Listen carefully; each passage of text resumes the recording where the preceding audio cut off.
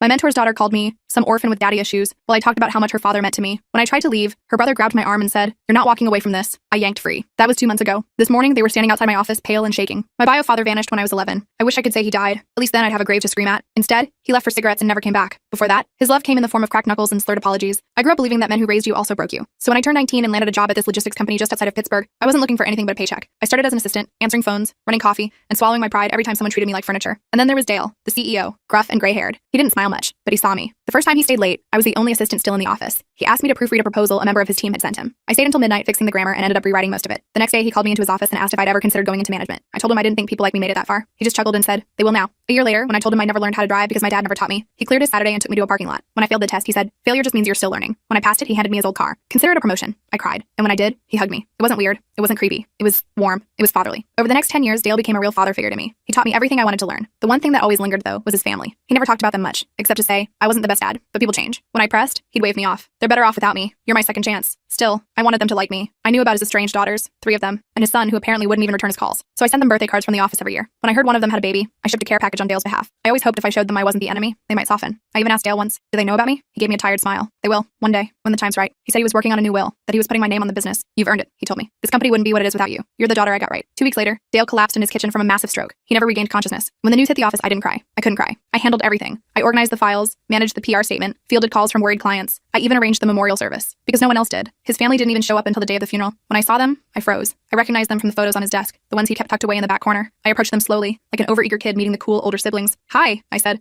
I was Dale's assistant, his COO, technically. You helped yourself," his oldest daughter snapped. "We know who you are." I flinched. I just wanted to pay my respects. I loved him. "You worked for him," she said, voice cold. "Let's not pretend it was more than that." Another sister chimed in. "He abandoned us. Do you know what that's like?" I wanted to say yes. I wanted to scream that I do, but they didn't care. "I sent you gifts," I whispered. "Cards. I tried. We didn't ask for them." The son stepped forward. "You're not family. You're the reason we never got a second chance, because he gave it to you." I left the church and collapsed in Dale's car, the one he gave me, the one with the cracked leather seat and the pine tree air freshener still dangling. I sobbed like I hadn't since I was a child. 2 weeks after the funeral, the board held a meeting. They told me Dale had never finalized the paperwork, that the company, his shares, his authority, belonged to the family now, and the family had decided to let me go. No hard feelings. I cleared my desk in silence, took the photo of me and Dale at our first conference, walked out of that building and never looked back. I thought I'd shatter. I thought losing him, them, the company, everything would break me, but it didn't, because I had something no one could take, his belief in me, and all the knowledge he gave me. 3 months later, I launched my own logistics firm. I poached 2 of Dale's top clients, both of whom said they only ever stayed because of me. I hired a team of underdogs, single moms, first-gen college grads, wrongfully convicted felons, people no one else would give a shot to. People like me. One of them, a 22-year-old coder named Joy, reminded me so much of myself it hurt. One day she stayed late to triple-check a report and apologized for being annoying. I looked her dead in the eyes and said, "No one who cares this much is ever annoying. You're going to run this place someday." Last week, I got an envelope in the mail. No return address. Inside was a copy of Dale's first draft will, unsigned, but real. It had my name listed under successor. They took the company. They erased me from the story, but I built a new one from scratch, with everything he gave me, and I'm not done yet. I can't tell you what I did to his family here. The full story is on my channel and linked below. My company, Phoenix Logistics, rising from the ashes and all that, was growing faster than I expected. We'd moved from my apartment to a small office space with actual desks and everything. We weren't exactly competition for Dale's company yet, but we were making waves in the local market. Then I got a call from Barbara, Dale's former executive assistant. She wanted to meet for coffee. I hadn't spoken to her since I was fired, so this was weird. We met at this little cafe downtown, the kind with mismatched furniture and baristas with too many piercings. Barbara looked older, tired. She fidgeted with her coffee cup, turning it around and around on the table. She told me Dale's family was running the company into the ground. They fired most of the senior management team and replaced them with friends and relatives. They were bleeding clients. The workplace culture had turned toxic. People were jumping ship left and right. I nodded along, trying not to look too pleased. I know that sounds petty, but come on. It was a little satisfying to hear they couldn't handle what Dale and I had built together. Barbara slid a flash drive across the table. "Dale kept records," she said quietly, "of everything. I thought you should have these." I took the drive home and plugged it in. Holy crap. There were folders upon folders of documents, financial records, emails, meeting notes, and a video file. I clicked on it, and there was Dale, sitting at his desk, recording himself. It was dated just a week before his stroke. He looked tired but determined. He talked about his regrets with his family, how he'd been a workaholic when his kids were young, how his first marriage fell apart because he was never home, how he'd tried to reconnect with his children as adults but they only wanted his money, not a relationship. He talked about me, how proud he was of what I'd accomplished, how he saw himself in me, but the better parts. Then he dropped the BIM. He said he was changing his will to leave me controlling interest in the company because his children had never shown any interest in learning the business. He said he told them about his plans, and they hadn't taken it well. The video ended with him saying he was going to finalize everything with his lawyer the following week, but he never made it to that meeting. The stroke happened first. I sat there in shock, staring at my dark computer screen. This changed everything. Or did it? The will was never signed. The video wasn't a legal document. It was just Dale talking to a camera. I had no claim to anything. I decided to keep digging through the files. There were emails between Dale and his kids, tense exchanges about money, about the business, about his new favorite daughter. Their words, not his. The most recent ones were ugly. His oldest daughter, Melissa, had threatened to contest any will that left me the company. His son, Ryan, had called me some names I don't want to repeat. The youngest daughter, Caitlin, seemed the least hostile, but she still clearly resented me. I closed my laptop and poured myself a glass of wine. A big one. I didn't know what to do with this information. Part of me wanted to forget it all and focus on my new company. Another part wanted justice for Dale, for his real wishes to be honored. The next morning, I got a text from an unknown number. We need to talk about Dale. I almost dropped my phone. I texted back asking who it was. The reply came immediately. Caitlin Mercer, Dale's daughter. We agreed to meet at a restaurant near my office. I got there early and picked a table in the corner where we could talk privately. When Caitlin walked in, I recognized her immediately from the photos. She had Dale's eyes, that same piercing blue. She was younger than me by a few years, dressed in expensive clothes that somehow still looked casual. She sat down without ordering anything. She didn't waste time with small talk. She told me her siblings were destroying their father's legacy, that she found out they'd known about Dale's plans to change his will and had been actively preventing him from meeting with his lawyer, that they'd gone through his home office after his death and removed documents. I asked her why she was telling me this. She looked down at her hands. I wasn't close with my dad, she said. None of us were, but I respected him, and I respected what he built. My brother and sisters just see dollar signs. She slid a business card across the table. It belonged to Dale's personal lawyer, not the company's legal team. She suggested I talk to him. Then she left, just like that. Didn't even stay for a drink. I called the lawyer, Thomas Green, and made an appointment. His office was in one of those old buildings downtown with brass fixtures and wood paneling. He was older than Dale, with thick glasses and a bow tie. He looked like he belonged in a different century. Thomas confirmed what Caitlin had told me. Dale had been planning to change his will. He discussed it with Thomas multiple times. They drafted the document, the same one someone had anonymously mailed to me, but Dale had canceled their final appointment twice. The second cancellation came the day before his stroke. Thomas couldn't prove that Dale's children had interfered, but he had his suspicions. He also told me something interesting. Dale had created a trust years ago, separate from his will, that held a significant portion of his personal wealth. The trust had specific conditions for its distribution, and Thomas was the trustee. I asked if Dale's children knew about the trust. Thomas adjusted his glasses and gave me a small smile. They are aware of its existence, but not its contents, he said. Dale was quite strategic in his planning. I left Thomas's office with more questions than answers. What was in the trust? Why had Dale kept it secret? And what did it have to do with me, if anything? The next day, I got a call from one of my employees. Someone had broken into our office overnight. Nothing was stolen, but all our computers had been tampered with. The hard drives were gone. Our paper files were scattered everywhere. It looked like someone had been searching for something specific. I called the police, but they weren't much help. Just took a report and told me to improve my security. I was shaken. This wasn't a random break-in. This was targeted. Someone knew about the files Barbara had given me. I went home and checked my apartment for signs of entry. Everything looked normal, but I couldn't shake the feeling I was being watched. I moved the flash drive from my desk to a more secure location, inside a hollowed-out book my mom had given me years ago. Super spy stuff, I know, but I was freaked out. That night, my phone rang around midnight. It was Barbara. She was crying, barely coherent. She'd been fired. Security had escorted her out of the building that afternoon. They'd accused her of stealing company information. She was worried about her pension, her health insurance. She'd worked for Dale for 20 years. I tried to calm her down, told her I'd help her find a new job, maybe even at my company. She thanked me but said she needed to lay low for a while. Before she hung up, she warned me to be careful. They're looking for something, she said, and they think you have it. The next morning, I got an email from Melissa Mercer. The subject line was simply, meeting. The body was just as brief. We should discuss the future of our respective businesses. Lunch tomorrow, 1 p.m., the Capitol Grill. No please, no thank you. Just a command. Like I was still an assistant who could be ordered around. I thought about ignoring it, but curiosity got the better of me. I replied with a simple, I'll be there. The Capitol Grill is one of those super fancy steakhouses where businessmen spend hundreds on lunch and call it a write-off. I felt out of place the minute I walked in. I was wearing my nicest outfit, but I still felt underdressed compared to the power suits around me. Melissa was already there, sitting at a corner table with a glass of white wine. She didn't stand when I approached. She just gestured to the chair across from her like she was granting me an audience. Ryan was there too, scrolling through his phone, not even bothering to look up when I sat down. Thank you for coming, Melissa said, her voice all business. We'll get right to it. We know you have information that belongs to our company. Documents, files, possibly contracts. We want them returned. I took a sip of water, trying to look calmer than I felt. I don't know what you're talking about. Ryan finally looked up from his phone. Cut the crap. Barbara told us she gave you company property before we fired her. I kept my face neutral. Now I understood how they knew about the files. They pressured Barbara into admitting she'd shared information with me before firing her. Barbara and I are friends. We've had coffee. That's it. Melissa leaned forward. Look, we can do this the easy way or the hard way. Return all company documents in your possession. Sign an NDA and a non-compete agreement, and we'll leave you and your little startup alone. Refuse, and we'll bury you in lawsuits until there's nothing left. I felt my temper rising. Is that why you broke into my office? Looking for these imaginary documents? They exchanged a quick glance. So they were behind the break-in. Ryan started to say something, but Melissa cut him off with a sharp look. We had nothing to do with any break-in, she said smoothly. But if someone did access your office, perhaps they were simply recovering stolen property. I stood up, my chair scraping loudly against the floor. I have nothing that belongs to you, and I'm not signing anything. Dale taught me better than to cave to empty threats. Ryan's face darkened. Dale taught you? He wasn't your father. He was our father. And he was a selfish bastard who abandoned his real family for his precious company. And for what? So he could play daddy to some orphan with daddy issues? That stung, but I didn't let it show. I'm not an orphan. My mother raised me just fine. And Dale was twice the father to me that he apparently was to you. I walked out before they could respond. My hands were shaking so bad I could barely get my car door open. I sat in the parking lot for a few minutes, trying to calm down. What the hell was going on? What did they think I had? When I got back to my office, Joy was waiting for me with a worried expression. There's someone here to see you, she said quietly. She wouldn't give her name, but she says it's urgent. I walked into my office and found Caitlin sitting in my chair. She looked up when I entered, her face tense. They know I talked to you, she said without preamble. Ryan followed me that day. They're furious. I closed the door. What exactly is going on, Caitlin? Why are your siblings so desperate to get whatever they think I have? She bit her lip. It's the trust. Dad set up this trust years ago with conditions about who could access it. They think he changed the terms before he died. They think you're a beneficiary now. That was news to me. And what do they think I have? Documents about the trust? They think you have proof that Dad was planning to cut them out completely. Give you everything. The company, the trust, all of it. I shook my head. That's not what he wanted. He just wanted me to run the company because I actually knew how. The video he recorded made that clear. Caitlin's eyes widened. What video? I hesitated, then decided to trust her. I pulled out my laptop and played the video Barbara had given me. Caitlin watched in silence, tears forming in her eyes as Dale spoke about his regrets as a father. When it ended, she wiped her eyes. They can't see this, she said firmly.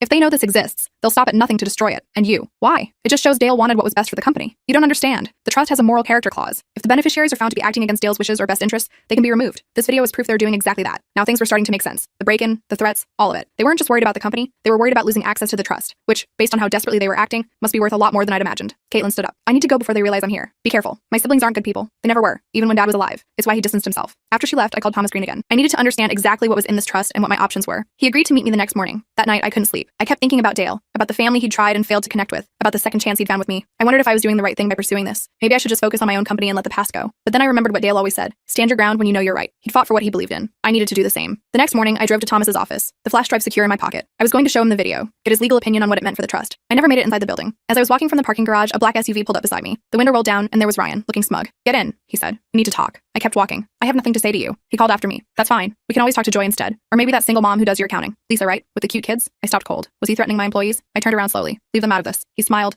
and it reminded me so much of my biological father that I felt stuck. Then get in the car. Against my better judgment, I got in. Ryan didn't drive away. We just sat there in the parking garage, engine running. He turned to face me. Here's the deal. You give us everything you have from Dad. All the files, all the videos, everything. You sign a non-disclosure agreement. You close your company and move out of state. In return, we leave you and your employees alone. I laughed. I couldn't help it. That's your offer? I give up everything and get nothing in return except not being harassed by you? No thanks. His face hardened. You don't have a choice. We own Dad's company. We have resources you can't imagine. We can crush your little startup overnight. Then why haven't you? I challenged. If you're so powerful, why are you so scared of me? That hit a nerve. Ryan's face flushed red. We're not scared of you. We just want what's ours. No, you want what's Dale's. There's a difference. I reached for the door handle, but Ryan grabbed my arm. His grip was tight enough to hurt. You're not walking away from this. Not until we have a deal. I yanked my arm free. Touch me again, and I'll have you arsted for assault. We're done here. I got out of the car and walked quickly toward Thomas's building, my heart pounding. I heard the SUV's tires squeal as Ryan drove off. I looked back over my shoulder, half expecting him to try to run me down, but he was gone. Thomas was waiting for me in his office, looking concerned. Are you all right? You look shaken. I told him what had happened with Ryan. Thomas listened gravely, then picked up his phone and made a call. He spoke briefly to someone, then hung up. I've asked security to keep an eye out for Mr. Mercer, he said. Now, you mentioned on the phone that you have some new information. I showed him the video. Thomas watched it carefully, taking notes. When it finished, he sat back in his chair, fingers steepled under his chin. This is significant, he said. Very significant indeed. He explained that Dale's trust was set up with specific provisions. The primary beneficiaries were his children, but there were conditions. They had to demonstrate good character and responsible management of his assets. If they failed to meet these conditions, alternative beneficiaries would receive the trust assets instead. Am I one of those alternatives? I asked. Thomas hesitated.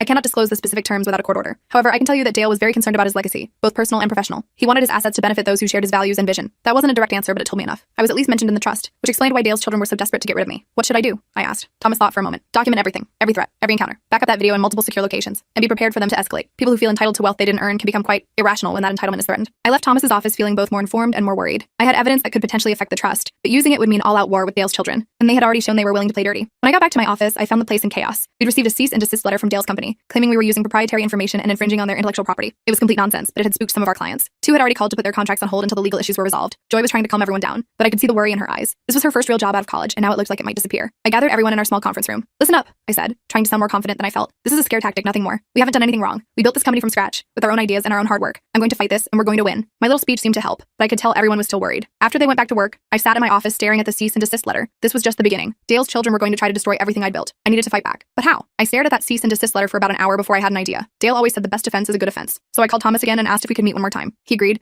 but suggested we meet somewhere other than his office. We ended up at this little diner on the outskirts of town, the kind of place with sticky menus and waitresses who call you Han. I laid out my plan to him. It was risky, but it might work. Thomas listened carefully, occasionally making notes on a napkin. When I finished, he looked at me over his glasses. It's aggressive, he said. Dale would approve. That was all I needed to hear. I spent the next few days gathering everything I had, the video, the emails, the draft will, all of it. I made copies and stored them in different places. I even mailed one set to my mom with instructions not to open it unless something happened to me. Paranoid? Maybe. But Ryan's threats had me spooked. Meanwhile, our company was struggling. 3 more clients had put their contracts on hold. One of my employees, Mark, had quit after receiving a job offer from Dale's company with double his salary. I couldn't blame him. He had kids to feed, but it still hurt. I called Caitlin and asked to meet again. This time we met at a park, sitting on a bench watching ducks in a pond. Very spy movie, I know. I told her my plan. She was quiet for a long time after I finished. They'll hatch you even more, she finally said. They already had me, I replied. At least this way Dale's legacy has a chance. She nodded slowly. I'll help, but be careful. Ryan especially. He has a temper. I knew all about men with tempers. I'd grown up with one. I wasn't afraid anymore. The next day, I sent an email to Melissa, Ryan, and their other sister Jennifer, who I'd never actually met. I requested a meeting to resolve our differences amicably. I suggested the conference room at Thomas's law firm as neutral ground. Melissa replied within minutes. Fine, tomorrow. Kali Badimani. I spent that night rehearsing what I would say, trying to anticipate their reactions. I barely slept. By the time I arrived at Thomas's office the next morning, I was running on coffee and adrenaline. They were already there when I walked in. Melissa, Ryan, and Jennifer. Thomas sat at the head of the table, looking formal in a full suit. Caitlin was there too, sitting slightly apart from her siblings.